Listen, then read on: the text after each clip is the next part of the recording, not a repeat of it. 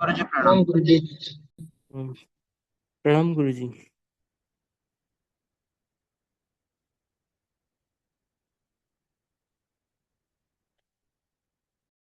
गुरु जी mic बंद है गुरु जी आपका। ठीक है। नहीं कहा फिरोज जी ठीक है ना? हाँ गुरु जी। बढ़िया। अच्छा। अच्छा ठीक है ठीक। जी गुरु जी।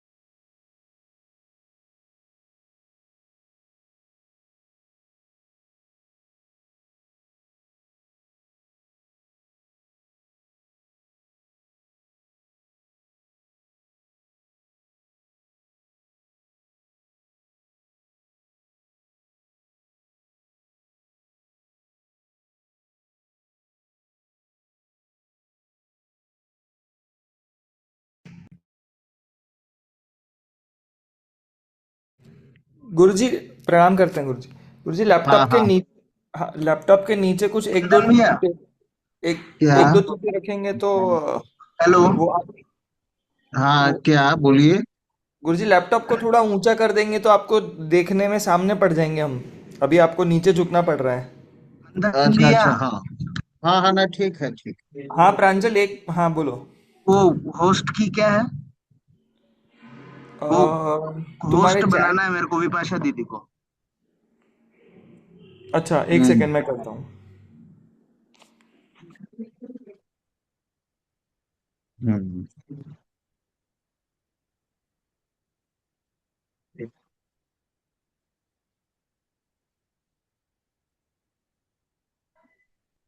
क्या करना है?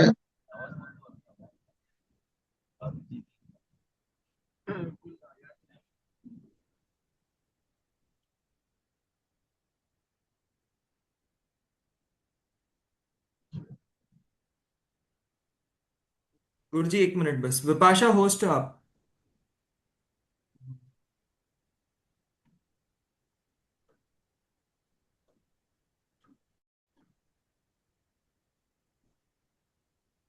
प्रांजल लाइव नहीं हो रहा था क्या? तो भैया मैं गाड़ी में हूँ तो मैं ज्वाइन नहीं रह पाऊंगा। वो नेटवर्क कभी भी जा सकता है। अच्छा, तो आज विपाशा रिकॉर्डिंग। लाइव कर रही हैं या नहीं रिकॉर्डिंग वो रखें? Record record record. अच्छा ठीक है। आज रिकॉर्ड। ठीक है गुरुजी, प्रारंभ करते हैं।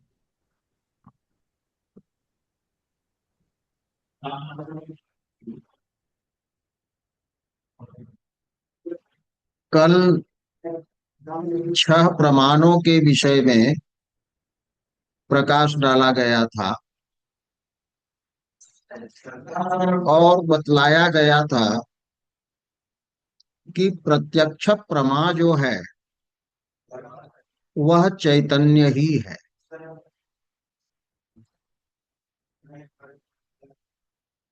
इसमें बृहदारण्यक उपनिषद का वचन प्रमाण रूप से उद्धृत किया गया था।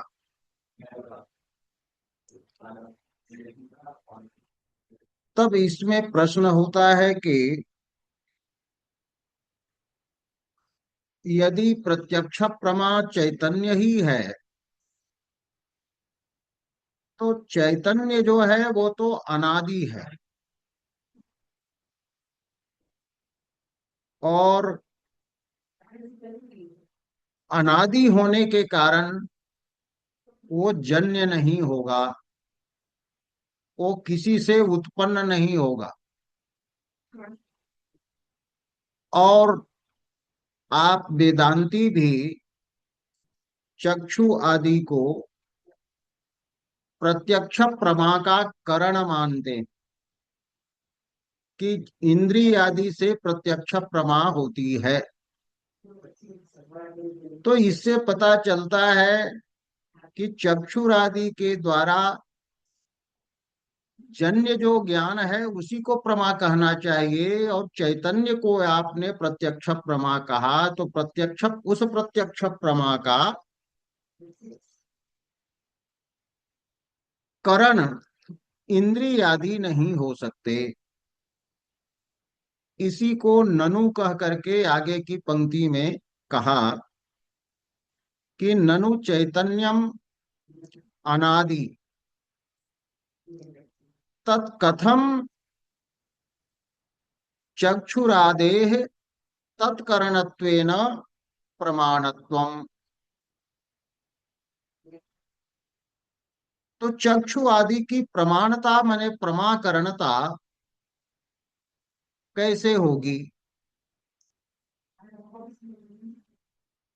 अनादि होने से वो उत्पन्न नहीं हो सकता, ये शंका हो। तो उसका उत्तर देते हैं कि चैतन्य की व्यंजक होती है अंतःकरण वृत्ति। अंतःकरण की वृत्तियां जो हैं उससे चैतन्य अभिव्यक्त होता है, और ये वृत्तियां जन्य हैं इंद्रिय आदि के द्वारा।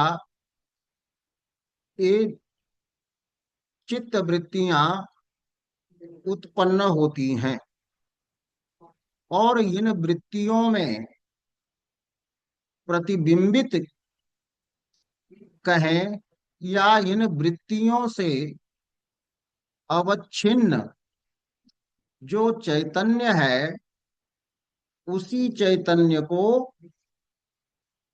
प्रमा कहा जाता है। प्रत्यक्ष प्रमा कहिए, प्रत्यक्ष प्रमा का प्रसंग है इसलिए उसको प्रमा कहा जाता है। जैसे घटक ज्ञान क्या है? तो घटक ज्ञान जो है वह घटाकार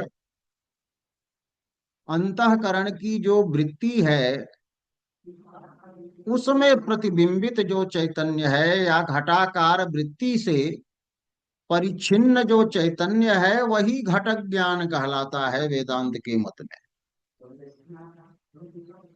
तो व्यंजक वृत्तियां जन्य हैं, तो व्यंजक वृत्तियों से, वृत्तियों में जो जन्यत्व है उस जन्यत्व का आरोप हम कर लेते हैं चैतन्य पर। तो वो भी जन्य माना जाएगा, माने वृत्ति विशिष्ट जो चैतन्य है वो जन्य है। वृत्ति से अवच्छिन्न जो चैतन्य है वो जन्य है। चूंकि वृत्तियां इंद्रिय सन्निकर्ष आदि से उत्पन्न होती हैं, अतः वृत्ति विशिष्ट जो चैतन्य है उसी को यहाँ पर प्रत्यक्ष प्रमा कहा गया है, न कि शुद्ध चैतन्य जो है, निरवच्छिन्न जो चैतन्य है उसको प्रत्यक्ष प्रमा यहाँ पर कहा गया है। वृत्ति विशिष्ट चैतन्य ही प्रत्यक्ष प्रमा है। इसी पंक्ति को आगे लिखते हैं कि चैतन्यस्य अनादित्वेपि, चैतन्य के अनादि होने पर भी तदभिव्यंजकांतःकरण वृत्ति तस्य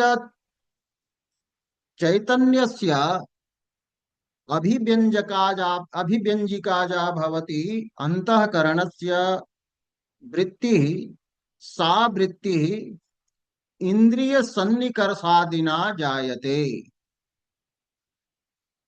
इति। वृत्ति विशिष्टम चैतन्यम यदस्ति तत् आदिमत अस्ति। वृत्ति जो है आदिमती है, क्योंकि इंद्रिय सन्निकर्ष आदि उसके पहले होते हैं, माने कारण होते हैं। सकारण है वृत्ति। और वृत्ति से विशिष्ट जो चैतन्य होगा उसको भी हम सादि मानेंगे, उसको भी जन्य मानेंगे।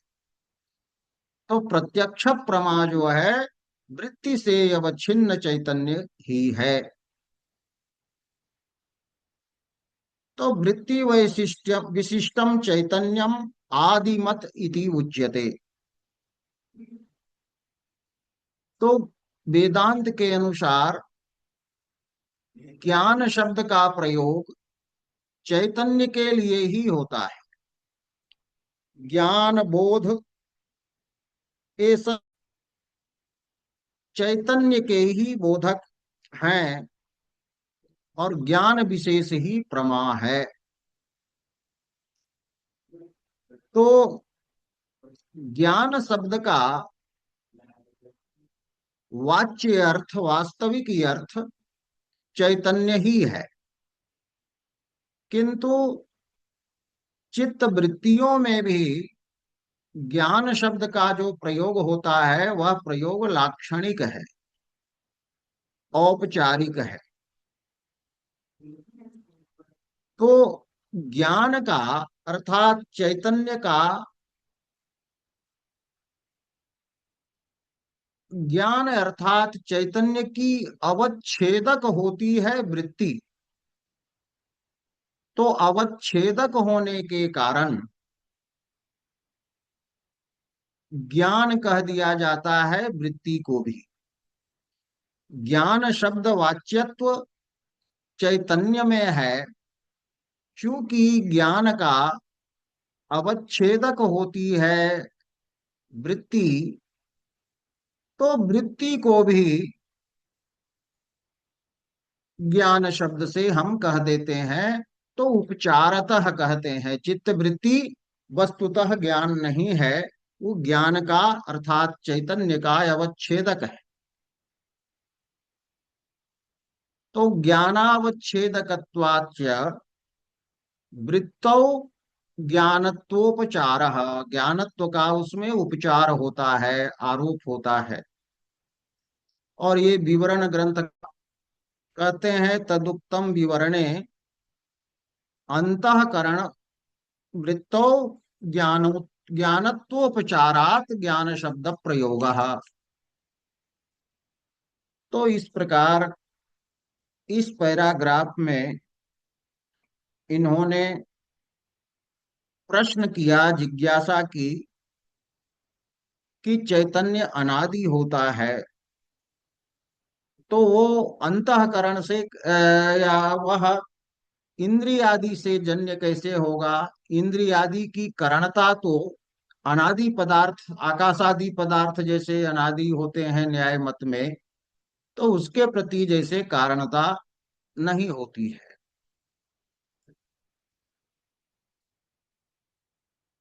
तो वृत्ति विशिष्ट चैतन्य को ही हम प्रमा कहेंगे। और वह प्रमा वृत्ति की में आदिमत्व है, जन्यत्व है, उसके कारण प्रमा को भी, उस चैतन्य को भी हम जन्य कह देते हैं। और चक्षुर आदि वृत्ति विशिष्ट चैतन्य के प्रति कारण होते हैं। ये गुरु जी इस प्रश्न है। पैराग्राफ का अभिप्राय हुआ। गुरु जी एक प्रश्न है। हाँ बोलिए। गुरु जी इंद्रियां जो होती है वो जिसको ग्रहण करती हैं तो उसको ऐसे कहते हैं कि मूर्तिक को ही ग्रहण करती है। जैसे चक्षु आदि के द्वारा तो शरीर ही विषय बनता है, तो क्या उसको ही चैतन्य कह रहे हैं या? नहीं नहीं, घटक ज्ञान कहते हैं ना आप, हाँ।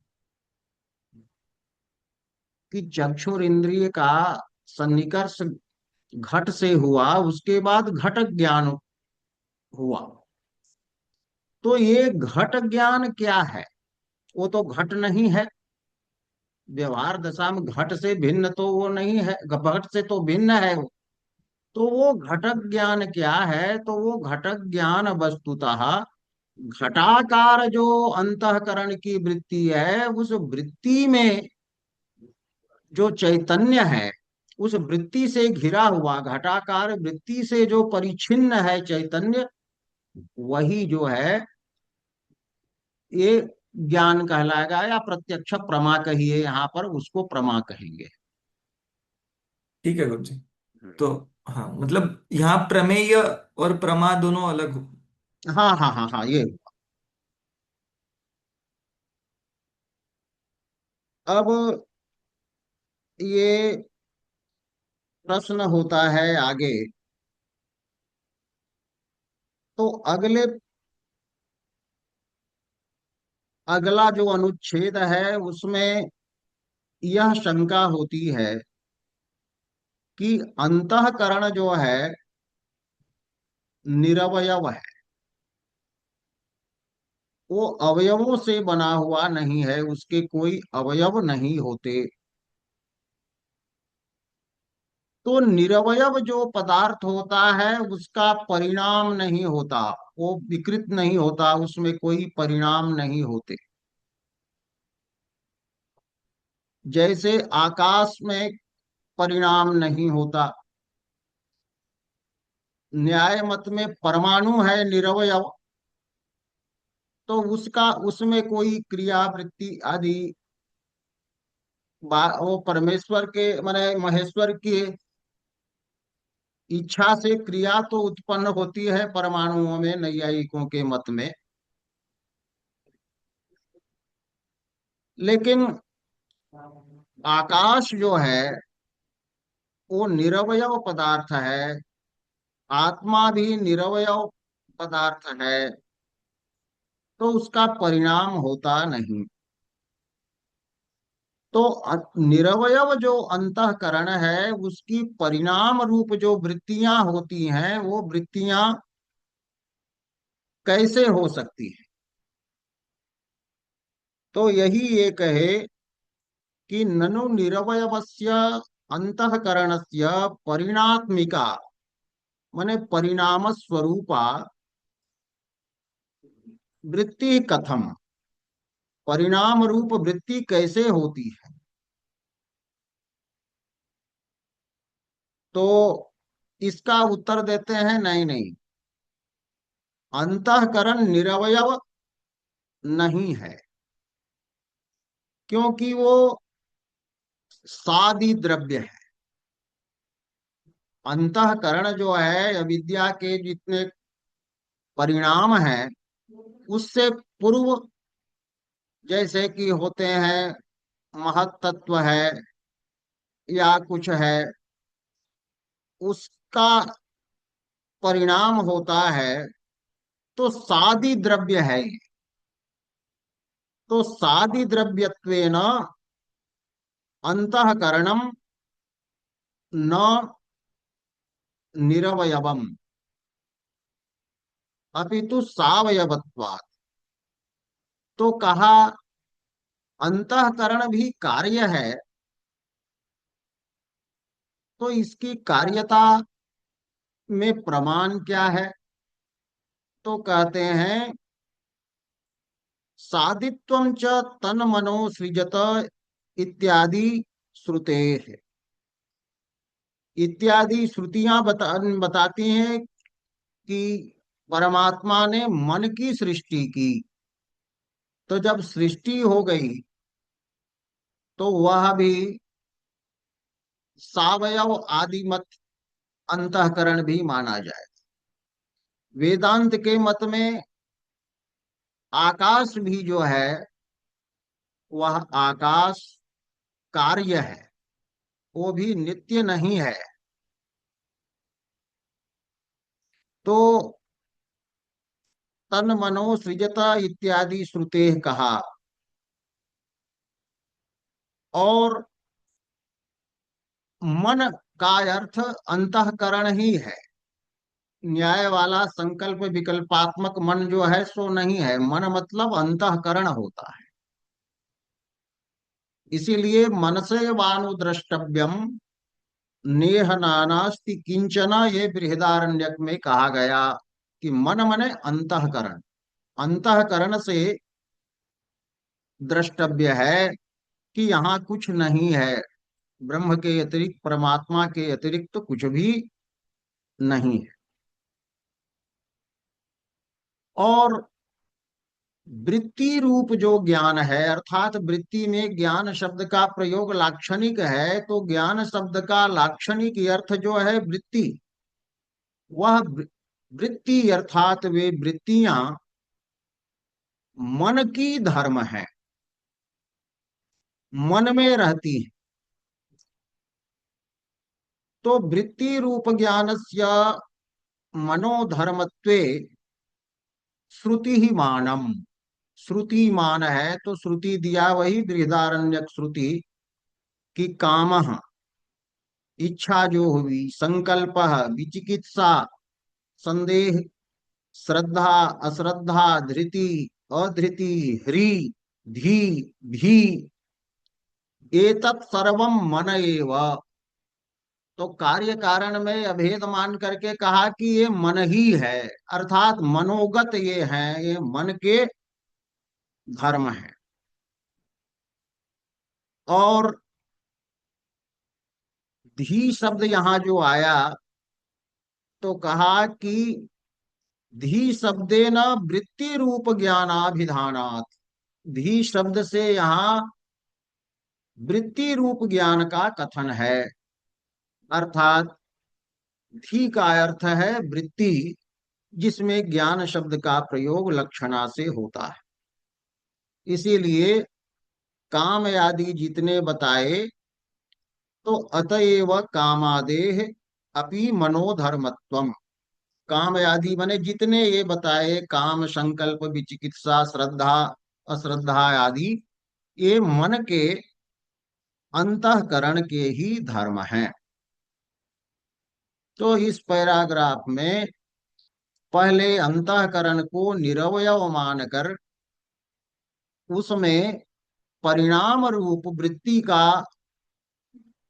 अभाव बतलाया, और उसके बाद बताया कि नहीं, मन की भी सृष्टि होती है, सृष्टि श्रुति के द्वारा सिद्ध है, वो भी एक कार्य है, वो भी सावयव है। अतः उसकी वृत्तियां हो सकती हैं, वृत्ति रूप परिणाम हो सकते हैं। तो एक पैराग्राफ का यह भाव हुआ।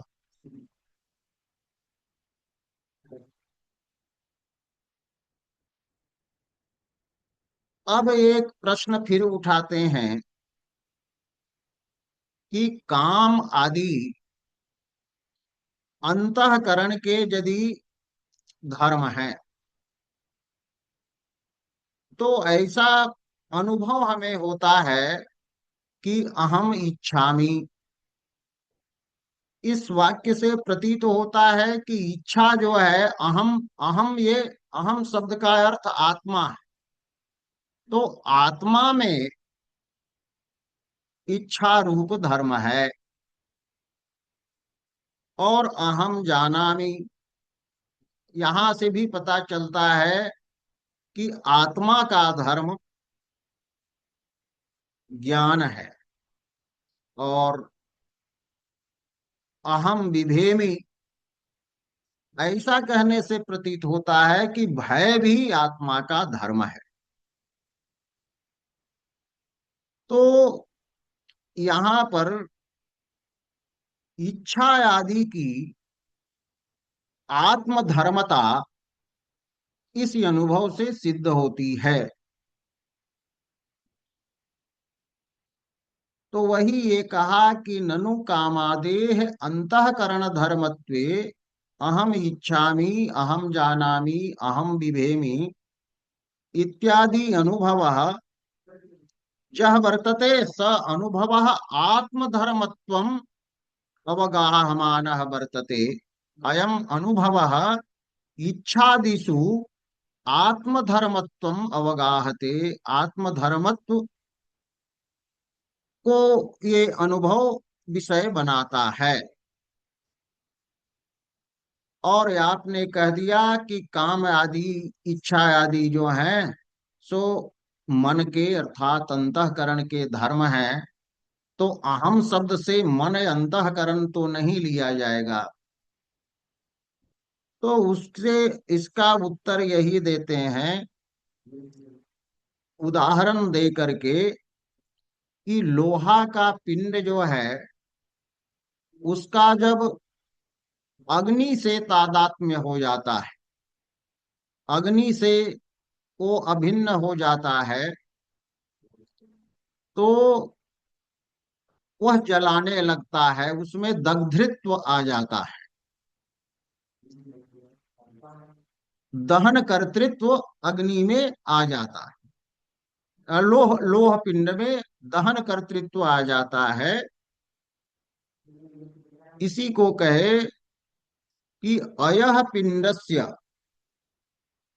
लौह पिंडस्य दग्धृत्वाभावेपि दहन कर्तृत्वस्य अभावेपि दग्धृत्वाश्रयः यह वर्तते वहनि। तो दाहकत्वस्य आश्रयः यः वर्तते वहनि, तेन वहनिना तादात्म्यस्य अध्यासः भवति, तादात्म्यारोपः भवति। अब प्रयोगः यथा भवति, अयो दहति लौहम दहति इति यथा व्यवहारः भवति, ऐसा व्यवहार जैसे होता है, ठीक उसी प्रकार से सुख इच्छा दुख आदि के आकार में परिणत होने वाला जो अंतःकरण है, तो अंतःकरण के साथ चैतन्य अर्थात आत्मा का ऐक्य का अध्यास हो जाता है, जिससे ये प्रतीति होती है कि अहम सुखी। सुखी जो है सो सुखवान वस्तुतः, वैषयिक सुखवान जो है वो तो अंतःकरण है, लेकिन उसके साथ एकत्व का अध्यास होने के कारण आत्मा में ही होने लगता है कि अहम सुखी अहम दुखी। तो आत्मा लौह पिंड के समान हुई, चैतन्य लौह पिंड के समान हुआ, उसमें वस्तुतः सुख दुख आदि नहीं है, किंतु अंतःकरण के साथ ऐक्य हो जाने के कारण अंतःकरण के धर्म जो सुख दुख होते हैं, वे चैतन्य में आत्मा में अनुभूत होते हैं। यह इस पैराग्राफ में बतलाया गया। तो इस पैराग्राफ में पूर्व पक्ष यही हुआ कि अनुभव से सिद्ध होता है कि इच्छा आदि आत्मा के धर्म है, और उत्तर पक्ष ये हुआ कि ये अंतःकरण के साथ तादात्म्य होने के कारण अंतःकरण के जो धर्म हैं वो प्रतीत होने लगते हैं आत्मा में, और अनुभव होने लगता है कि हम सुखी हम दुखी। जैसे दृष्टांत देते हैं इधर कि शेर का बच्चा अलग हो करके बिछुड़ करके अपने झुंड से गीदड़ के झुंड में चला गया, तो गीदड़ से उसका तादात्म्य हो गया, तो गीदड़ सब जैसे शेर के चिल्लाने से भागते थे, तो वस्तुतः वह भय उसमें नहीं था, लेकिन उनके तादात्म्य होने के कारण तदगत जो भय आदि अनु धर्म थे, गीदड़ों में जो भय थे वो प्रतीत, वो उसका अनुभव ये भी करता था, तो तादात्म्य अध्यास के चलते होता है। तो इस प्रकार से यह पैराग्राफ हो गया, और आधा घंटा पूरा हो गया।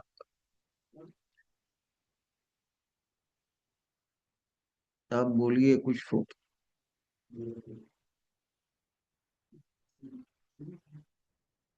गुरुजी, एक मुझे पूछना था कि वो सादित्व जो है उसको कारण बनाया था गुरुजी, तो सादित्व होना मतलब सावयवत्व के प्रति कारण है, कैसे होता है?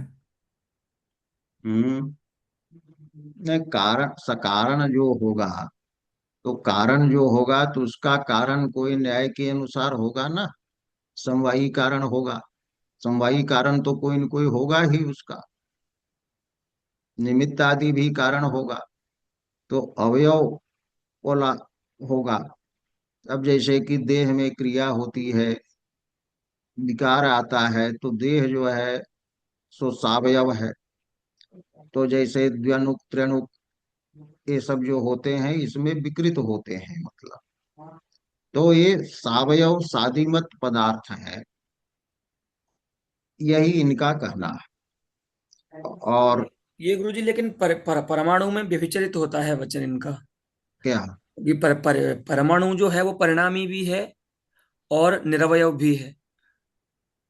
तो ये परमाणु में व्यभिचरित भले हो ये नियम परमाणु के आधार पर, लेकिन सावयव जो जो हो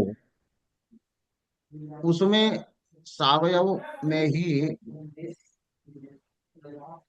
ये अवयव वाला जो होगा उसी का ना परिणाम होगा, विनाश होगा। हाँ, तो यहाँ तो सिद्ध हाँ, हो जाएगा। हाँ, तो लेकिन परमाणु का वो वहां पर एक परिणाम नहीं होता है वहां पर। ईश्वर इच्छा पर, से।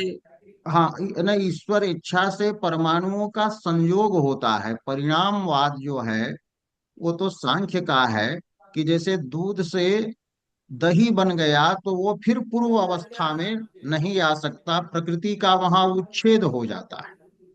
और यहाँ अच्छा, परमाणु का उच्छेद नहीं होता, बाद में फिर वही वहां पर घूम करके चला आएगा मतलब। ये तो ठीक है। मंथन का जो प्रश्न है कि जो जन्य जन्य सामान्य जो होगा वो सावयव होगा। हाँ, हाँ, जन्य सामान्य जन्य जो होगा। सामान्य जो होगा वो सावयव होगा। हाँ, हाँ, यही। जी। अच्छा, उसको परिणाम न मान करके गुरुजी उसको हाँ, संयोग हाँ, ही हाँ, हाँ, मानेंगे। तो इसलिए आरंभवाद उनका है। जी जी जी जी। हाँ, नैयायिकों का आरंभवाद जी है कि परमाणुओं से द्वनुक का आरंभ होता है। जी। और इन्होंने गुरुजी इसमें एक लौकिक न्याय तो दिया, जैसे अयोदहति इत्यादि व्यवहार जो है वो उसमें उसी प्रकार से हम आत्मा में इन धर्मों को उपचरित मान सकते हैं, सुख दुख आदि जो मनोगत धर्म है। हाँ। लेकिन इसमें कोई इन्होंने जैसे हर एक बात में ये श्रुति प्रमाण दे रहे हैं वेदांती, हम्म, हम्म, हम्म। वैसे ही नैयायिक जो इच्छादि को आत्मधर्म मानते हैं और उस प्रतीति का अपलाप कर रहे हैं यहाँ पर वेदांती। और इसमें इन्होंने कोई श्रुति प्रमाण नहीं दिया लेकिन। नहीं, ये तो छोटी पुस्तक है ना, यहाँ पर भी श्रुति प्रमाण अनेक हैं। जी। और श्रुतियों को अलग करते हैं। ये वो कहा है साक्षी चेता केवलो निर्गुणश्च। उसमें कोई भी गुण नहीं है, हाँ हाँ। कोई भी क्वालिटी उसमें नहीं है। जी। इसको विशिष्टाद्वैत वाले थोड़ा खींच के दूसरा लेते हैं कि प्राकृतिक गुण नहीं है उनमें। हाँ। प्रकृति जन्य गुण नहीं है। नहीं है, अपितु अनंत कल्याण गुण मतलब करुणा आदि जो है सो गुण उनमें है। तो वो श्रुति को परख ले लेते हैं। तो इसलिए तो विशिष्टाद्वैत और अद्वैत में झगड़ा होते रहता है। कोन्वस्मिन् साम्प्रतम लोके गुणवान कश्च वीर्यवान। हाँ, हाँ। तो तो वो लोके है तो वो शरीरधारी है वही जो है जी वो शरीरधारी है। और उसका अंतःकरण है, तो अंतःकरण में तो धर्म आएंगे ही ये। जी जी जी, ठीक। और सत्यम ज्ञानम कहा है कि ज्ञानम ब्रह्म। तो ज्ञानम मतलब जो है ज्ञानवान है, उसमें मत्वर्थ में लक्षणा करके लगा करके इसको ज्ञानवान बनाते हैं विशिष्टाद्वैतादि लोग। जी तो ये नहीं है, तो कहने का मतलब पक्ष अपना अपना है। सभी ने वेद वाक्यों को अपने अपने सिद्धांत के अनुसार लगाया है। जी लेकिन ठीक। अद्वैत जो है ये यही कहता है अद्वैत। जी। गुरुजी, एक पेंटिंग देखी थी 2 दिन पहले, तो वो इसी से रिलेटेड आई थी। या गुरुजी, अच्छा, अच्छा। वो शेर के बच्चे के। हाँ, हाँ, हाँ, हाँ, हाँ, हाँ, हाँ, नहीं ठीक है। ये जो है दहाड़ रहा है तो भाग रहा है शेर का बच्चा भी उसमें, ठीक है। वो मतलब वो एक वो हमारी हुई थी एक माता जी पहले, तो उनके ही ऐसे वचनामृत है मतलब, तो उन्होंने अच्छा लिखा था ये। तो जी यही है, तो रहने दीजिए। जी।